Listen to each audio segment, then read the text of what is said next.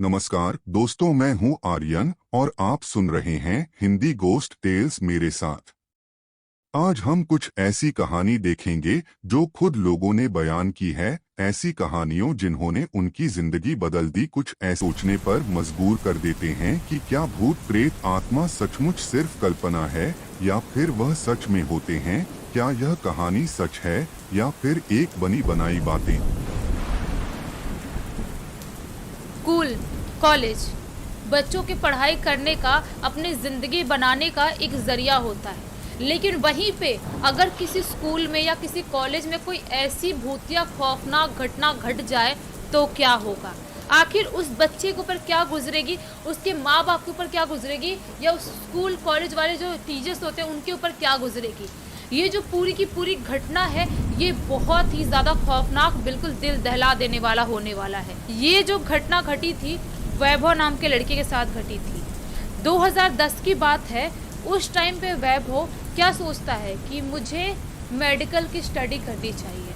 सबसे पहले हम वैभव के बैकग्राउंड को जानते हैं, उसके मॉम डैड क्या करते हैं, वो कहाँ का रहने वाला है। जो वैभव है वो स्टार्टिंग से ही पुणे का रहने वाला है, और जो उसकी फैमिली है, जो उसके मॉम डैड है, वो दोनों पेशे से एक डॉक्टर है। जो उसके डैड है वो MBBS डॉक्टर है, और जो उसकी मॉम है वो एक डेंटिस्ट है। तो जो इसका सपना था ना, जो इसका भी ड्रीम था, बचपन से एक डॉक्टर बनने का ही था। मतलब ऐसा था कि इनके ख़ानदान में लोग स्टार्टिंग से डॉक्टर ही हैं, तो इसको भी आगे चल के डॉक्टर ही बनना है। और बचपन से ही इसके घर वालों ने इसके दिमाग में डाल के रखे थे कि बेटा तुम्हें बड़े होना है और एक बड़ा डॉक्टर बनना है। तो ये भी इसी सपने को लिए लिए बड़ा हो जाता है। जब टाइम आता है इसके मेडिकल में एडमिशन लेने का, उस टाइम पे ये बहुत सारे कॉलेज, बहुत सारे अलग अलग जगहों की चीज़ें ढूंढने लगता है कि कौन से कॉलेज में एडमिशन लूँ, कैसे स्टडी करूँगा, कौन से क्लासेस लगाऊँगा, सारी चीज़ों के बारे में सर्च कर रहा होता है। तभी उसके डैड, वैभव के डैड बोलते हैं कि बेटा तुम क्यों ना मेरे कॉलेज से पढ़ लेते हो, जहाँ से मैंने पढ़ाई किया हूँ, जो मैं तुम्हारे सामने एक MBBS डॉक्टर हूँ, तुम भी उसी कॉलेज से पढ़ लो। तो वैभव बोलता है कौन सा कॉलेज, वो गोवा वाला? तो उसके डैड बोलते हैं हाँ बेटा वही कॉलेज, वो बहुत ही ज़्यादा अच्छा कॉलेज है। और जिस टाइम पे मैं पढ़ रहा था उस टाइम पे बहुत अच्छे से पढ़ाया करते थे। वहाँ के जो टीचर्स थे वो भी हर स्टूडेंट पे बराबर मतलब ख्याल रखा करते थे, हर स्टूडेंट को बराबर एक नज़र से देखा करते थे। तो अभी भी सुना है कि वो कॉलेज अच्छा ही है। तो वैभव बोलता है कि हाँ डैड, मैं बहुत टाइम से अलग अलग जगहों के बारे में ढूंढ रहा हूँ, लेकिन गोवा है और गोवा पुणे से ज़्यादा दूर नहीं है। तो ठीक है, मैं गोवा में एडमिशन ले लेता हूँ और अप्लाई करता हूँ, फॉर्म डाल देता हूँ। उसके बाद उस कॉलेज में अगर मेरा निकल जाता है तो उसी कॉलेज में पढ़ूँगा। तो जो वैभव था वो, उसके डैड मॉम सब बहुत खुश होते हैं, क्योंकि फाइनली उनका लड़का अब आगे हायर स्टडी के लिए, एक डॉक्टर बनने के लिए एक बड़े से कॉलेज में एडमिशन लेने वाला था। वो जो कॉलेज है ना, वो गोवा का जाना माना कॉलेज है, जिसके बारे में, जिसके नाम मैं बिल्कुल भी रिवील नहीं करूँगी, क्योंकि ऐसे ही मैं किसी कॉलेज को बदनाम नहीं कर सकती। तो क्या होता है, ये भी तैयारी करने लगता है, फॉर्म डालता है, उसका निकल भी जाता है, क्योंकि उसके परसेंटेज बहुत ज़्यादा थे। तो ऐसा ही होता है। इसके डैड बोलते हैं कि बेटा तुम्हें ना कॉलेज में एडमिशन लेने से 1 महीने पहले गोवा चल लेना चाहिए। गोवा घूम लेना, वहाँ का माहौल देख लेना, तुम्हें हॉस्टल में रहना है या तुम्हें बाहर कहीं रेंट पे रहना है, वो सारी चीज़ें भी डिसाइड कर लेना, और थोड़ा हमारे साथ टाइम स्पेंड भी कर लोगे। हम लोग 1 महीने की छुट्टी लेते हैं अपने हॉस्पिटल से, और हम लोग भी मस्त चलते हैं एंजॉय करने के लिए, क्योंकि इसके बाद बहुत सालों तक हम लगभग एक दूसरे से दूर रहेंगे। उसके बाद तुम अपनी लाइफ में, अपने करियर में बहुत आगे बढ़ जाओगे, तो ज़्यादा टाइम स्पेंड करने का टाइम नहीं मिलेगा। तो वैभव बोलता है हाँ डैड, ये भी अच्छी बात है, चलते हैं अपन टाइम स्पेंड करने, घूमने। गोवा भी इसी बहाने फैमिली के साथ घूमना हो जाएगा। तो ऐसा ही होता है, ये लोग सारी चीज़ें करते हैं, तैयारी करते करते वो टाइम आ जाता है जब इनको एडमिशन लेने के लिए गोवा जाना था। ये लोग जैसा कि डिसाइड किए थे हम लोग 1 महीने पहले जाएंगे, वैसा ही करते हैं। ये लोग एक दिन अच्छा टाइम देख के, अच्छा मुहूर्त देख के, ये लोग ना भगवान को बहुत ज़्यादा मानते थे। जो इसकी मॉम थी ना वैभव की, वो जो भवानी है, जो माता रानी है, उनको बहुत ही ज़्यादा मानती थी, उनकी बहुत ही ज़्यादा दिल से पूजा पाठ किया करती थी। ऐसा नहीं है कि वो डॉक्टर है तो भगवान को नहीं मानेंगे, ऐसा बिल्कुल भी नहीं था। वो लोग पूजा पाठ करना और बहुत धार्मिक स्वभाव के लोग थे। तो उसकी मॉम भी सारी चीज़ें देखती है, तैयारी करती है कि ये दिन शुभ है, इस दिन में हम लोग वहाँ गोवा जाने के लिए निकल जाएंगे। ऐसा ही होता है, जिस दिन ये गोवा जाने के लिए निकलने वाले रहते हैं ना, उसी दिन अचानक से जो वैभव की दादी थी ना, उनकी बहुत ज़्यादा तबीयत ख़राब हो जाती है, बहुत ही ज़्यादा तबीयत ख़राब होती है। ऐसा बिल्कुल उनको सीरियस वाला हार्ट अटैक आता है। पता नहीं क्यों अटैक आता है, किसी को समझ में नहीं आता है, क्योंकि वो खुशी का माहौल भी था कि बच्चा हमारा पढ़ने जा रहा है। वो इनफैक्ट सुबह से बहुत खुश भी थे, लेकिन अचानक से अटैक आना सबके लिए सदमे में डालने वाले जैसा था। ये लोग क्या करते हैं कि जल्दी जल्दी दादी का ट्रीटमेंट करते हैं। अब घर पे दो डॉक्टर थे, इसके डैड MBBS डॉक्टर थे, तो ट्रीटमेंट वो करते हैं। उसके बाद सोचते हैं कि 1-2 दिन बाद वापस से हम निकलेंगे गोवा, अभी इनका ख्याल रखना ज़रूरी है। खैर उनके जो वैभव था उसके चाचा चाची भी साथ में ही रहा करते थे, बड़ा घर था इनका और इनके नौकर भी थे, लेकिन तो भी दादी के साथ ये लोग सोचते हैं 1-2 दिन और रह लेते हैं। ऐसा ही होता है, दादी के साथ 1-2 दिन और रहते हैं। लेकिन इसी बीच में जिस दिन ये लोग निकलने वाले थे ना, 2 दिन के बाद जिस दिन निकलने वाले थे, उसके एक रात पहले वैभव की माँ को एक बहुत ही ज़्यादा खौफनाक सपना आता है। क्या दिखाया था सपने में कि हम लोग अपना बैग वैग सब तैयार कर लिए हैं, हम लोग अपने घर से बाहर निकलने ही वाले हैं कि हमारे दरवाजे पे, हमारा मेन गेट पे एक शेर आके खड़ा हो गया है और हमारे ऊपर अटैक करने की कोशिश कर रहा है, और हमको जैसा कि वो इशारा कर रहा है कि हम घर से बाहर ना निकलें। और ऐसा जो सपने में देखती है और चीख के बिल्कुल डर के उठ जाती हैं। जब वैभव के डैड पूछते हैं क्या हुआ, तुम ऐसा डर क्यों रही हो, चीख क्यों रही हो, सारी चीज़ें बताती हैं, तो वैभव के डैड बोलते हैं कि हो सकता है तुम ज़्यादा टेंशन ले रही होगी, या हो सकता है माता रानी कुछ संकेत देना चाह रही होंगी कि हमारी ज़िंदगी में आने वाला टाइम कैसा जाने वाला है। तो वैभव की माँ तो बहुत ज़्यादा डरी हुई थी। सुबह सुबह वैभव से डिस्कस भी करती है। वैभव बोलता है मॉम आप ज़्यादा टेंशन मत लो, माता रानी के पास पूजा पाठ करो और अपन शाम के टाइम में निकल जाएंगे। ये लोग बेसिकली क्या डिसाइड कर रहे थे, पुणे से गोवा ज़्यादा दूर नहीं है, तो ये लोग डिसाइड कर रहे थे कि हम लोग रात के 8 बजे भी निकलेंगे तो रात भर में आराम से पहुँच जाएंगे, 8 या 9 बजे, क्योंकि ट्रैफिक ना मिले इनको, ये चाह रहे थे ये लोग। और गोवा का जो रास्ता था वो इसके डैड को चप्पा चप्पा पता था कि किधर से कैसे जाना है, और मैप तो था ही, लेकिन तो भी उनको सारी चीज़ें पता थी। तो सोचते हैं कि रात के टाइम में निकलना ही बेटर रहेगा। ये सारी खाने पीने की चीज़ें बनवाते हैं और सारा सामान वापस से रखते हैं और शाम को निकलने की तैयारी करने लगते हैं। शाम को निकलने की तैयारी करते हैं और सारा सामान लाद देते हैं अपनी कार में रात के 9 साढ़े 9 बजे करीब। और ये लोग अपने घर से भगवान को मान के, भगवान की पूजा पाठ, माता रानी के पैर पड़ के घर से बाहर निकल जाते हैं। अच्छा सा शुभ शुभ मन में मना के ऐसा घर से बाहर निकलते हैं और कार से ये लोग गोवा जाने लगते हैं। वैभव, उसकी मॉम, उसके डैड, ये 3 लोग ही गोवा जा रहे थे, क्योंकि ये लोग क्या चाह रहे थे, वैभव उनको इकलौता लड़का था, इनको टाइम स्पेंड करना था और अकेले, कोई इनके बीच में ना है, ऐसे इनको घूमना था, ऐसा वाला था। ये लोग मस्त निकल गए थे गोवा जाने के लिए। मस्त इसके डैड ड्राइव कर रहे हैं, कार में म्यूज़िक बज रही है, मस्त ये लोग कार में जा बैठ के एंजॉय करते करते, बातचीत करते करते निकल रहे हैं, जा रहे हैं। रात के 12:30 पौने 1 बजे करीब अचानक से वैभव के डैड जो कार ड्राइव कर रहे थे, वहाँ पे अचानक से उन्हें ऐसा महसूस होता है कुछ बहुत ज़ोर से कूदा, कुछ बहुत ज़ोर से उनकी कार के ऊपर कूदा। और ध्यान देते हैं, जब कार से बाहर निकलते हैं तो क्या पाते हैं कि एक काली सी बिल्ली हमारे कार के ऊपर कूद के ख़त्म हो गई है। ये जो मंज़र था ना, वो बहुत ही ज़्यादा खौफनाक, बिल्कुल डरा देने वाला था, क्योंकि बीच हाईवे पे, बीच रोड पे, जंगली इलाके में कोई बिल्ली सीधा अपनी मौत के मुंह में कार के ऊपर क्यों कूदी और कैसे ख़त्म हो गई। जो वैभव की मॉम थी वो बहुत घबराने लगती है, बहुत डर जाती है, सोचती है कि ये क्या क्या अपशगुन हो रहा है हमारे साथ। लेकिन वैभव और उसके डैड समझाते हैं कि हो सकता है कि ये गलती से हो गया होगा, या किसी पेड़ पे बैठी होगी, वहाँ से गिर गई होगी, कुछ भी हो सकता है, इतना सोचने वाली बात नहीं है। ये लोग वापस से, इसके डैड वैभव के कार ड्राइव करना स्टार्ट कर देते हैं और भगवान का नाम लेके ये लोग वापस उस रास्ते से निकल जाते हैं। उस रास्ते से निकल जाते हैं ये लोग, मस्त चला रहे। जैसे ही ये लोग गोवा में एंटर करते ना, आधी रात से ज़्यादा का टाइम हो गया था, जैसे ये लोग गोवा में एंटर करते हैं, इनकी कार अचानक से बंद पड़ जाती है। जब कार बंद होती है ना, तो बिल्कुल इसके वैभव के डैड बहुत डर जाते हैं, सोचते हैं क्या करें हम लोग, कार कैसे बंद पड़ गई। बहुत चेक करने की कोशिश करते हैं, लेकिन उनको कुछ समझ में नहीं आता है। वो आसपास सर्च करने लगते हैं कोई होटल है क्या।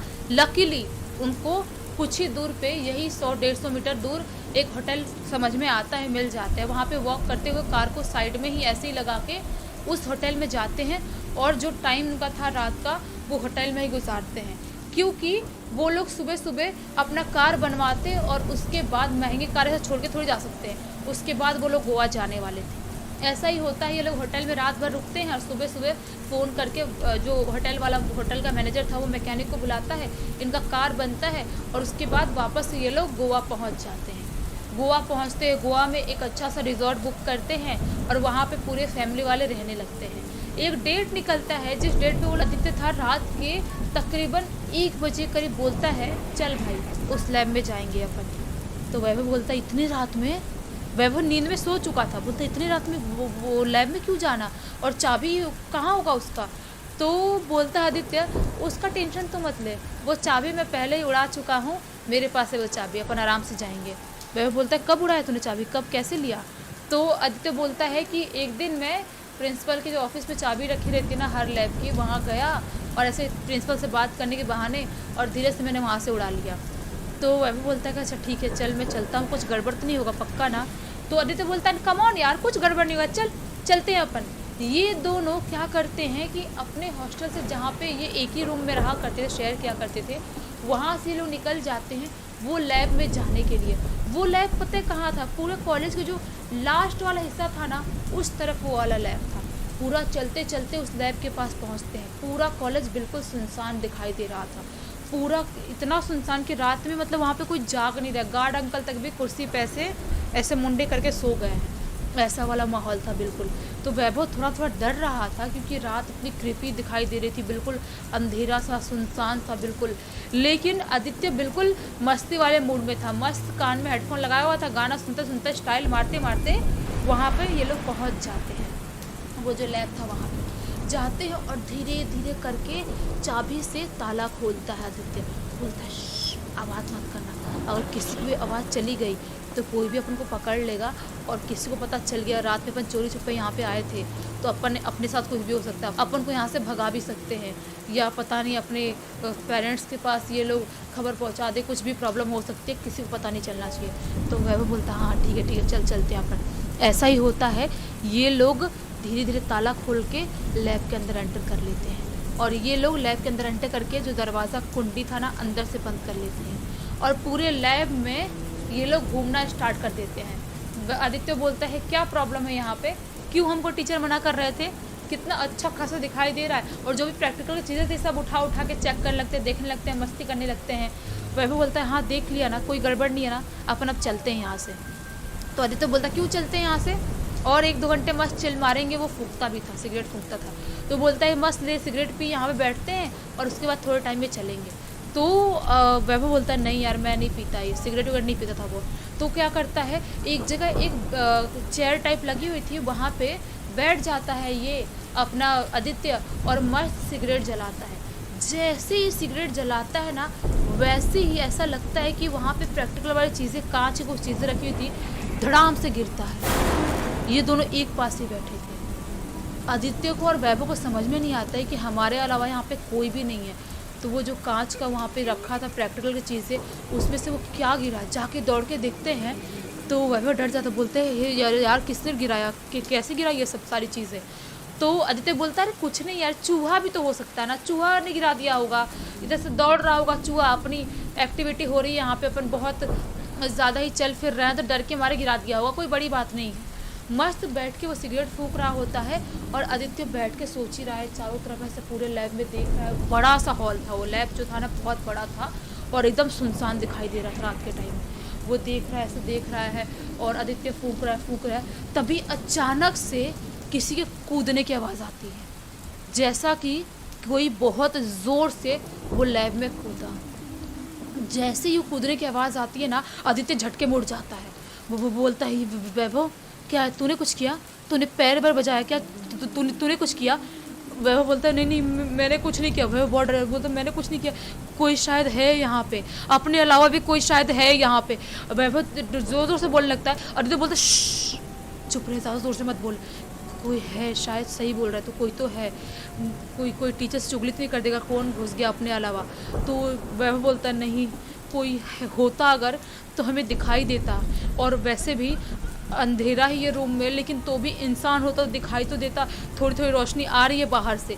ये लोगों ने लैब में लाइट ऑन नहीं किए थे, पता है क्यों नहीं ऑन किए थे, क्योंकि कोई बाहर से जो वॉचमैन अंकल या कोई भी देख सकता है, इसीलिए लोग फ्लैश लाइट से ही अंदर लैब में ढूंढ रहे थे। बोलता है वैभव कि एक काम कर, फ्लैश लाइट जला, मैं भी जलाता हूँ और अपन लैब में देखते हैं आखिर कौन एंटर कर दिया। उससे अपन सॉरी बोल देंगे और उससे डील कर लेंगे, प्लीज़ प्रिंसिपल सर को मत बताना और किसी को कुछ मत बताना।